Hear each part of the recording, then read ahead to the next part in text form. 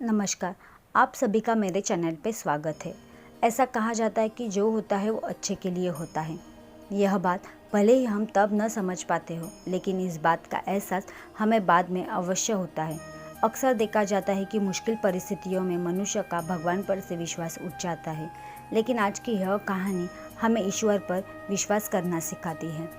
एक बार की बात है, ऋषिकेश के गंगा के किनारे एक संत रहा करता था। वह संत बहुत ही दयालु स्वभाव का था और नित्य भगवान की पूजा अर्चना करता था। उस संत के बहुत सारे शिष्य थे जो कि उसके सानिध्य में शिक्षा ग्रहण कर रहे थे। वह संत जन्म से अंधा था, लेकिन उसका एक नियम था। वह प्रतिदिन दिन ढल जाने के बाद गगनचुंबी पहाड़ियों में सैर के लिए जाता था। जब भी वह भ्रमण के लिए जाता तो हरि का कीर्तन करते हुए जाता और इसी प्रकार से लौट आता। अपने गुरु को प्रतिदिन ऐसा करता देख उसके शिष्य असमंजस में पड़ जाते कि वे अंधे होने के बावजूद भी ऐसा कैसे कर लेते हैं। एक दिन अपनी जिज्ञासा के चलते एक शिष्य ने उनसे पूछा, बाबा, आप हर रोज इतने ऊंचे ऊंचे पहाड़ों पर सैर के लिए जाते हैं, वहाँ तो बहुत गहरी खाइयाँ होती है और आप तो देख भी नहीं सकते। क्या आपको कभी डर नहीं लगता? कहीं पाँव डगमगा गए तो, या कोई जंगली जानवर आ गया तो? क्या आपको इस सब चीज़ों से ज़रा भी भय नहीं लगता? वह संत पहले थोड़ा मुस्कुराए और फिर वहाँ से चले गए।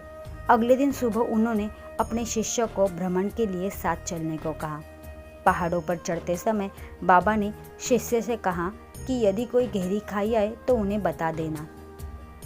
ऐसा ही वह दोनों चलते रहे और जैसे ही गहरी खाई आई, शिष्य ने बाबा से कहा कि बाबा, गहरी खाई आ गई है।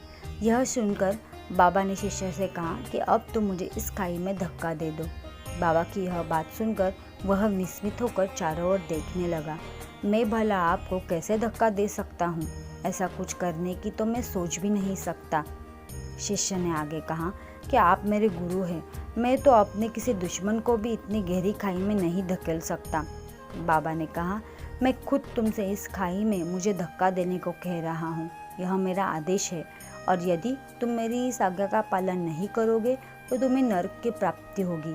तो मुझे नरक भोगना स्वीकार है बाबा, किंतु मैं ऐसा बिल्कुल नहीं कर सकता। शिष्य ने कहा।